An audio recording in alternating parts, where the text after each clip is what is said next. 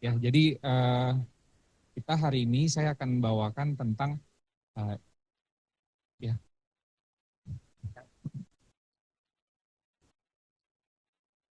cek. Oke, lebih besar. Oke, jadi terakhir itu dihubungi Kak sharing di Akademi Hack gitu ya. Cuma saya berpikir apa yang bisa saya bagikan. Mungkin satu topik ini bisa jadi topik yang kita sama-sama pikirkan. Saya juga masih dalam pencarian gitu ya. Tapi kira-kira mungkin ini sebuah introduksi yang bisa menolong kita sama-sama gitu ya untuk masuk ke topik ini sama-sama. Oke, jadi saya beri judul ini sebuah introduction aja, introduction to Theopoetics gitu ya, uh, Theopoetika atau bahasa Indonesianya gitu ya. Saya kasih subjudul Secercah Cahaya di Tengah Kegelapan. Secercah Cahaya di Tengah Kegelapan. Ya, jadi diskursus tentang teopoetik itu sebenarnya sudah lama. Mulanya itu dilakukan oleh seorang teolog yang namanya Stanley Hopper, dari historiografinya seperti itu, tahun 1960-an gitu. Dia kasih nama teologi poiesis, teopoiesis, itu udah lama sekali. Nah, kemudian berkembang oleh muridnya namanya Amos Nivenwilder. Dia yang mengkristalkan pemikiran Stanley tadi, dan dia menyebutkan istilah ini, teopoetik gitu, teopoetik. Nah, setelah dari dibukukan bukunya Theopoetic itu oleh Amos Nivenwilder, setelah itu banyak perkembangan teopoetik di kalangan teologi. Si Amos ini 1970-an, jadi sejak 1970-an teopoetik itu sudah berkembang pesat gitu. Nah, sementara kita itu mungkin jarang mendengar tentang istilah ini gitu. Jadi kita perlu untuk memulainya lagi gitu ya, kira-kira gitu. Nah, jadi saya mau mulai dengan sebuah analisis sejarah gitu, analisis historis. Kenapa kita perlu poetik? Ya, poetik itu bahasa Indonesianya poetika atau puisi, berpuisi gitu. Ya. Pembacaan sejarah yang baik, yang bertanggung jawab akan menolong kita untuk hidup di masa kini dengan baik juga gitu ya. Itu kan kalau kita belajar konseling atau di teori psikologi ada psikoanalisa gitu ya. Melihat akan masa lalu, ya masa lalu yang seperti apa akan membentuk kita di masa kini gitu. Kalau kita punya isu dengan orang tua kita di masa lampau, akan terbawa sampai hari ini dengan figur-figur tertentu yang mengulang tentang masa hubungan kita dengan orang tua gitu ya. Nah, ini ada pembacaan sejarah dari kayaknya enggak ini ya. Oke, boleh bantu next saja. Ya, dari John Milbank, dia bilang gini, sejak masa modernitas abad 20 sampai abad saat ini, modernity itu didominasi oleh matesis dan tekne yang menggantikan poesis.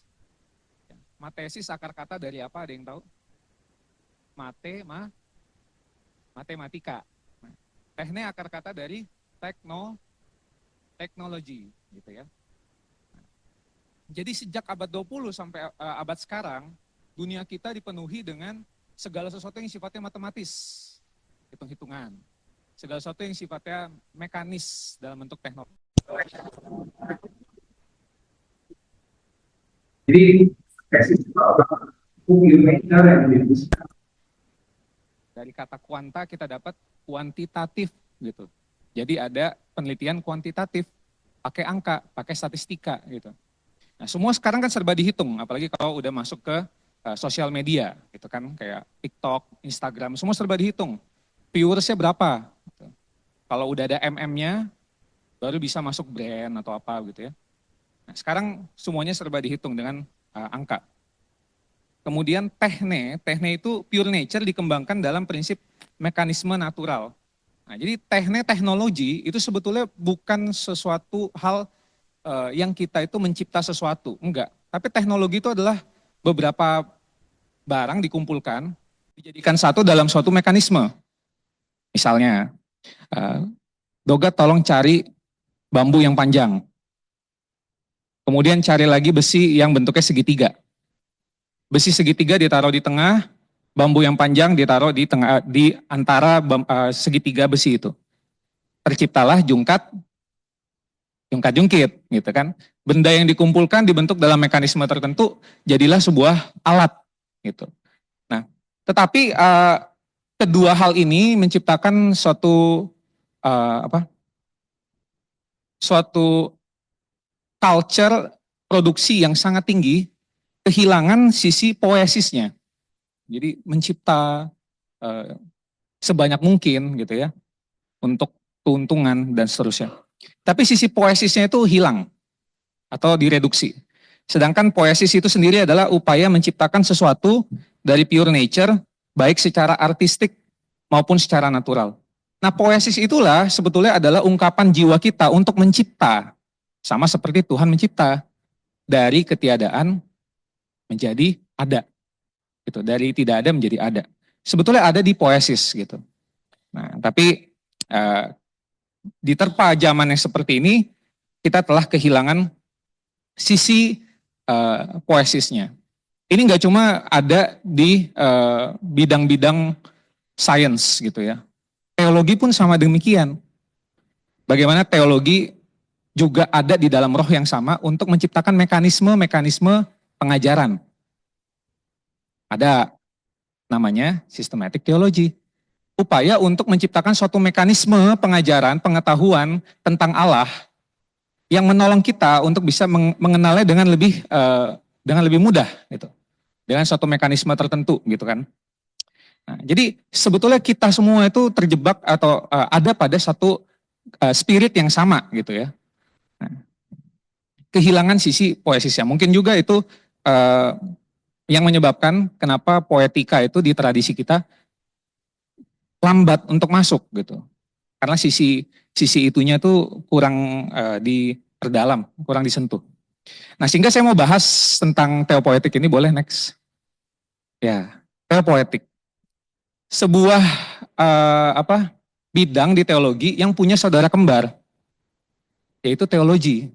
Nah, teologi punya saudara kembar namanya teopoesis. Nah, seperti apa itu?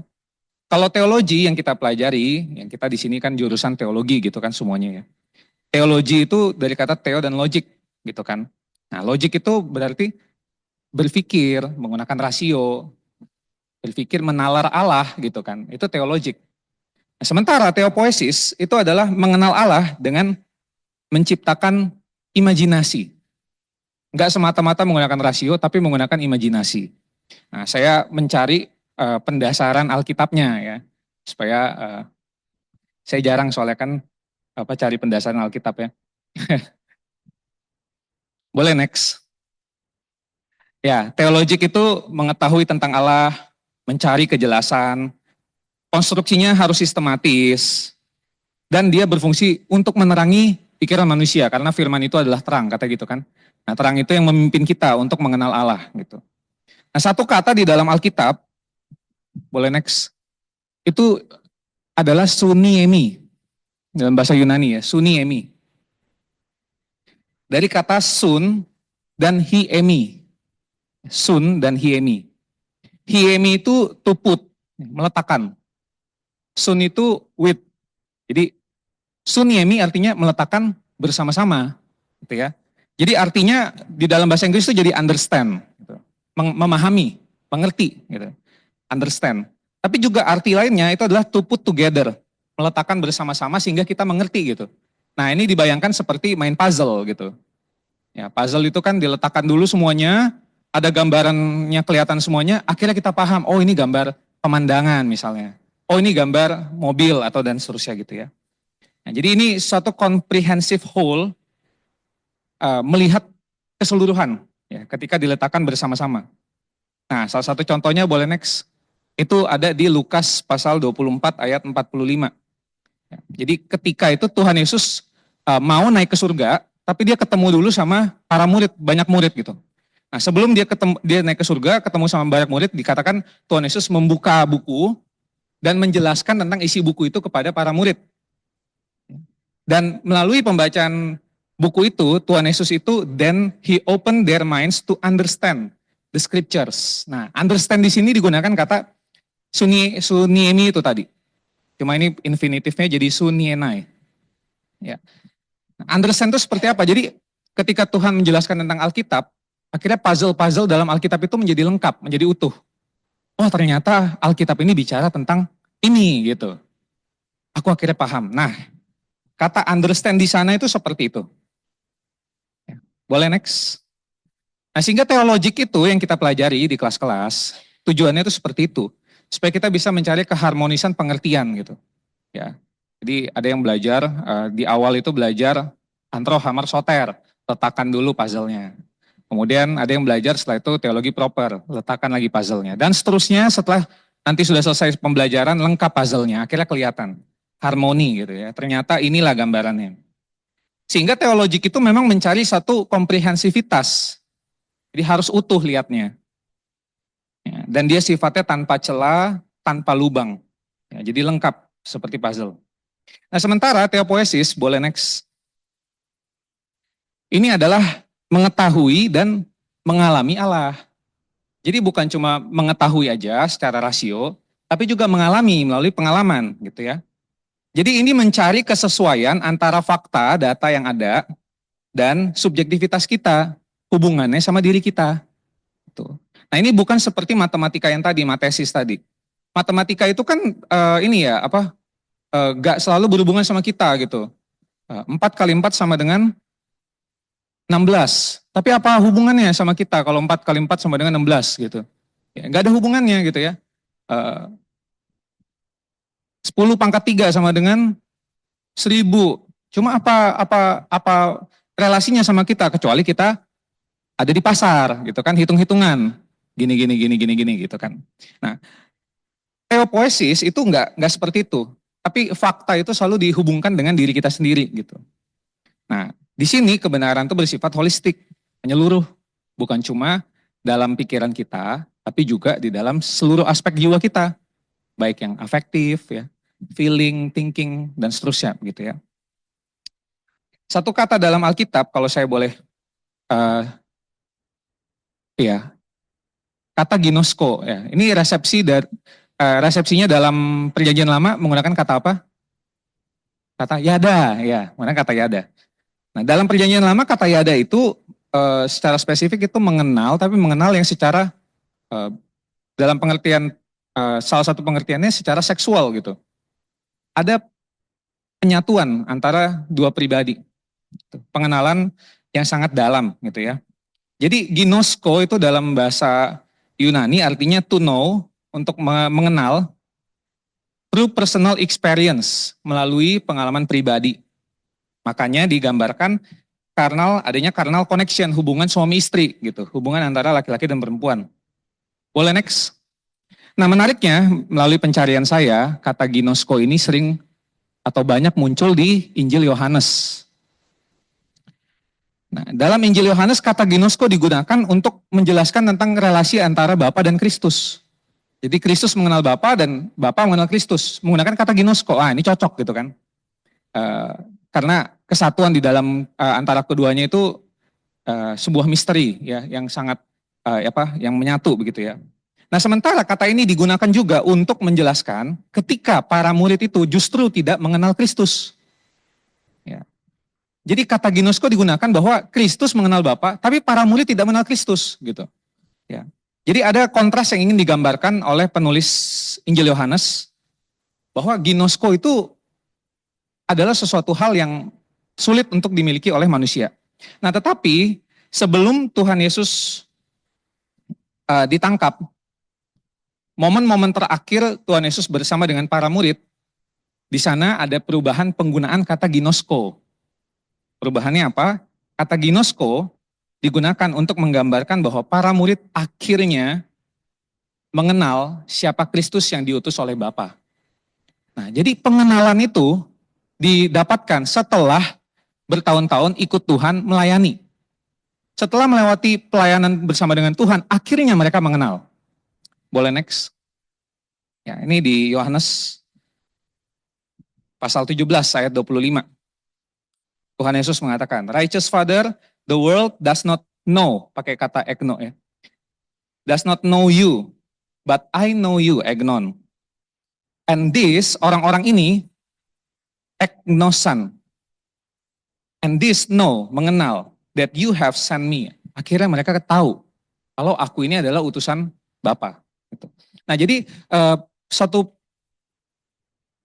pengenalan atau pengetahuan itu melalui suatu proses yang dialami oleh para murid gitu ya. Bukan sekadar pengetahuan yang ada pada rasio manusia saja. Boleh next?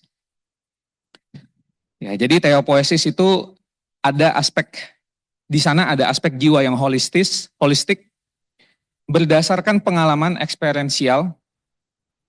Tetapi kita juga perlu pahami bahwa pengenalan yang secara ginosko ini pengalaman yang sulit dipahami gitu. Karena kita berhadapan dengan suatu misteri gitu. Pengenalan akan relasi Kristus dan Bapa itu adalah suatu misteri. Yang mungkin sampai kapanpun kita nggak bisa paham sepenuhnya gitu. Tapi kita selalu berusaha untuk memahaminya melalui apa yang kita alami bersama dengan Kristus. Melalui perjalanan hidup kita. Nah, boleh next?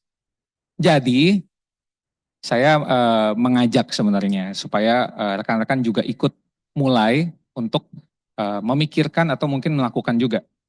Secara sederhana teopoetics itu bisa dilakukan dengan cara berpuisi. Ya. Ada yang suka berpuisi? Mengekspresikan dengan kata-kata. Teoma ya, ini poet-poet kita ya.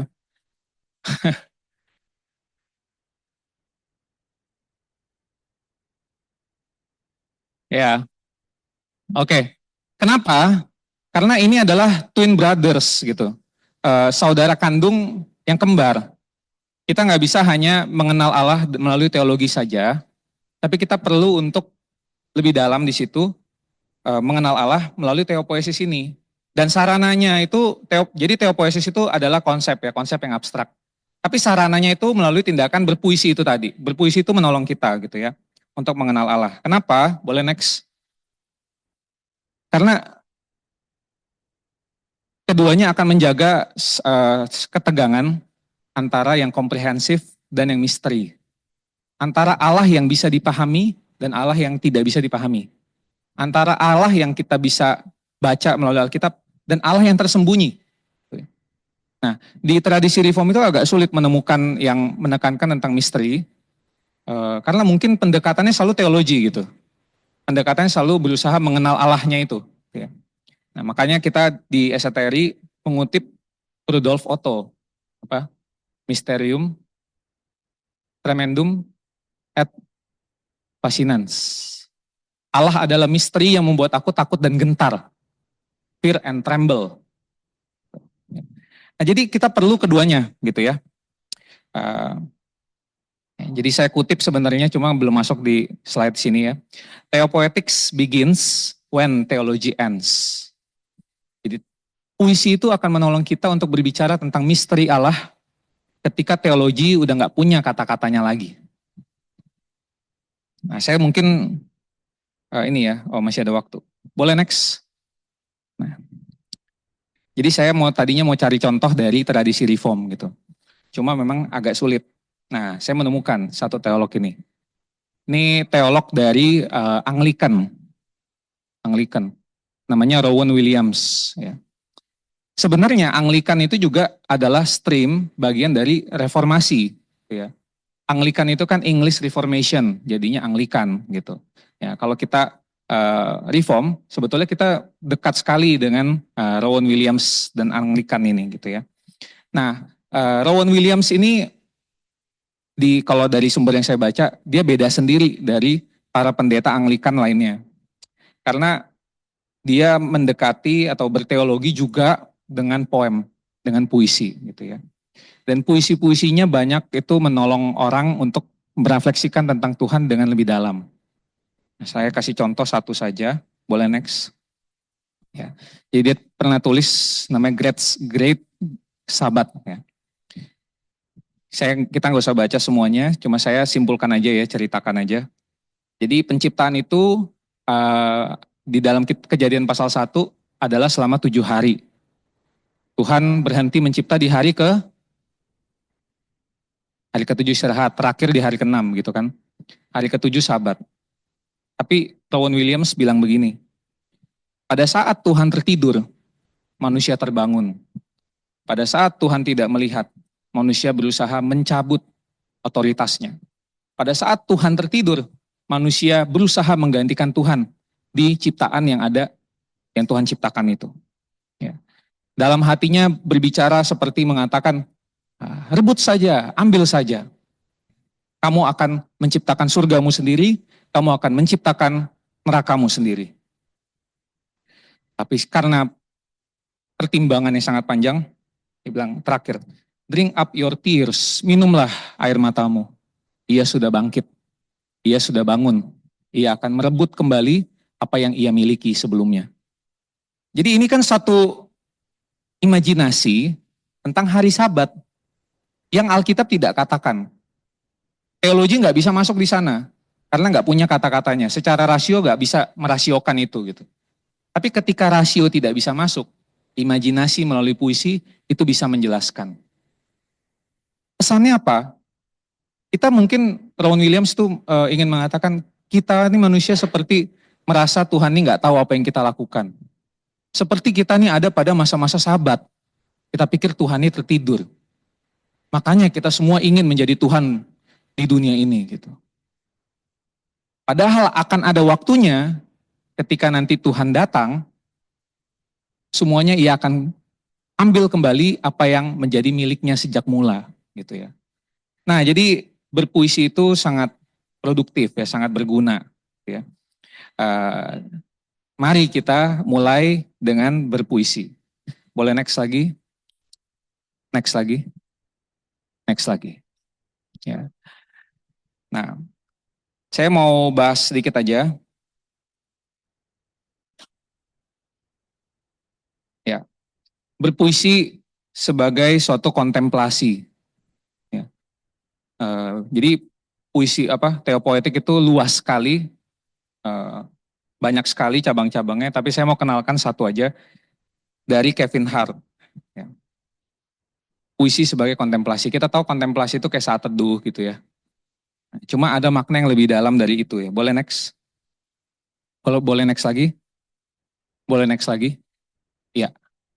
Jadi kontemplasi dalam sejarah katanya itu contemplatio dalam bahasa Latin. Akar katanya adalah templum. Boleh next? Templum itu artinya sacred place atau sanctuary. Jadi sebetulnya ketika kita berkontemplasi, sebetulnya kita masuk ke tempat kediaman Allah gitu. Itulah sebetulnya makna dari kontemplasi itu. Ya. Ya. Pada masa-masa medieval abad pertengahan, kontemplasi itu adalah suatu metode untuk berpikir secara mendalam. Tapi bukan berpikir untuk menyamai pikiran Allah, tidak. Tetapi untuk mendekati Allah yang adalah misteri bagi manusia. Boleh next? Nah, jadi singkatnya, puisi itu menolong manusia untuk bisa memandang misteri keindahan Allah. Itu sebabnya boleh next. Kevin Hart itu bicara soal landscape. Berpuisi sebagai sebuah landscape.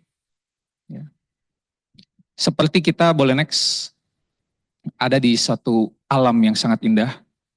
Dan disitulah kita mulai berkata-kata. Untuk mencari sesuatu yang ada di balik dari apa yang kita lihat. Sesuatu keindahan yang ada di balik dari apa yang kita pandangi. Nah, maka mungkin kita bisa memahami kenapa pemazmur mengatakan langit menceritakan kemuliaan Allah. Gitu ya. Itu kan suatu ungkapan ya, ekspresi. Bagaimana dia bisa mengatakan itu? Pasti karena dia memandang alam ini. Tapi bukan cuma memandang, dia pasti berpikir secara mendalam terhadap apa yang dia pandang. Bahwa ada sesuatu di balik dari keindahan ini. Bahwa di balik ini ada kemuliaan Allah gitu. Ya. Ya. Boleh next. Skip aja, boleh next lagi. Boleh next lagi. Ya, jadi saya mengajak rekan-rekan mungkin untuk menjadikan ini salah satu sarana spiritual rekan-rekan untuk berpuisi. Karena puisi itu mampu menembusi kemapanan yang kita miliki, apa yang kita percayai dengan teguh. Puisi itu bisa menembusnya dan mengubah kemapanan itu menjadi kekaguman, menjadi wonder. Boleh next? Dan kekaguman itu yang mendorong manusia untuk mengekspresikan misteri Allah yang tidak terbatas dengan kata-kata yang terbatas. Itu sebabnya kadang-kadang kata-kata puisi itu kata-katanya paradoks gitu ya. Bukan artinya dia tuh anti rasio, tidak. Tetapi karena tidak ada lagi kemampuan manusia secara rasional yang bisa mendefinisikan, menjelaskan, mengekspresikan tentang rasa kita yang kita alami itu ketika memandang Allah. Nah, jadi sederhananya boleh next apa yang kita bisa lakukan saat ini. Karena puisi itu bukan anti rasio, maka kita juga perlu menalar Allah. Ya, mari kita menalar Allah. Mari kita berpikir dengan kritis tentang Allah. Boleh next? Tapi jangan hanya sampai di situ. Mari kita juga memandang Allah. Ya, melihat, memandang dengan mata kita. Boleh next? Dan mengekspresikannya dengan kata-kata. Ya, ya, mudah-mudahan ini bisa jadi introduction buat rekan-rekan untuk mulai mempertimbangkan untuk berpuisi. Gitu. Buat saya pribadi nggak ada tuh orang yang orangnya seni banget gitu. Gua kagak seni gitu. Buat saya sih nggak ada ya. Jadi sebenarnya kita belajar untuk masuk ke bidang itu. Misalkan ada yang berpikir aku emang nggak bisa main musik gitu ya. Nah itu bukan bawaan gitu ya. Itu bukan bawaan kita untuk tidak bisa seni gitu. Tapi semua orang punya kesempatan yang sama. Semua orang punya jiwa dengan aspek-aspek yang sama yang bisa dikembangkan untuk masuk ke wilayah-wilayah yang selama ini tidak tersentuh. Termasuk ke wilayah-wilayah yang bersifat seni seperti ini gitu ya. Kita semua bisa melakukannya. Oke, ya kira-kira itu yang bisa saya sampaikan. Mudah-mudahan membuka sedikit ya seperti ini ya, secercah cahaya di tengah kegelapan. Ya, ya ini berkaitan sama ini ya apa Mazmur itu pemazmur mengatakan firman-Mu adalah pelita bagi kakiku, gitu ya.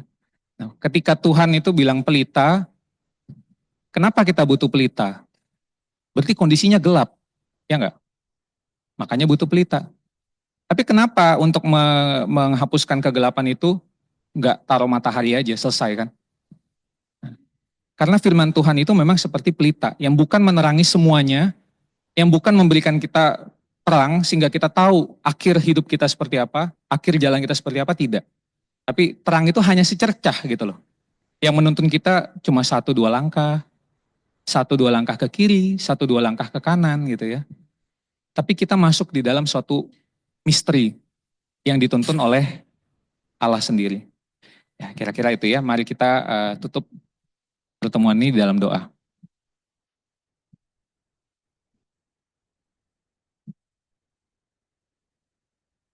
Tuhan, terima kasih untuk malam ini apa yang kami bisa dengarkan sama-sama. Kiranya bisa kami pikirkan kembali di dalam waktu-waktu pribadi kami. Terlebih lagi bahwa kami adalah manusia yang betul ingin untuk mengenal Engkau Tuhan. Namun terkadang kami terbatas dengan segala apa yang kami miliki. Kadang kami melakukan apa yang menjadi kehendak kami sendiri dan kami berpikir kami mengenal Engkau dengan sangat baik. Tapi kiranya kami juga mau menyadari bahwa kami juga perlu sarana-sarana yang menolong kami untuk menyadari adanya misteri-misteri Allah yang tidak terselami. Yang bukan bisa untuk didominasi, tapi hanya bisa didekati. Engkau yang kiranya mengajari kami Tuhan menjadi hamba Tuhan, calon-calon hamba Tuhan yang rendah hati, terutama di dalam mengenal Engkau. Terima kasih ya Tuhan, di dalam namamu kami berdoa. Amin.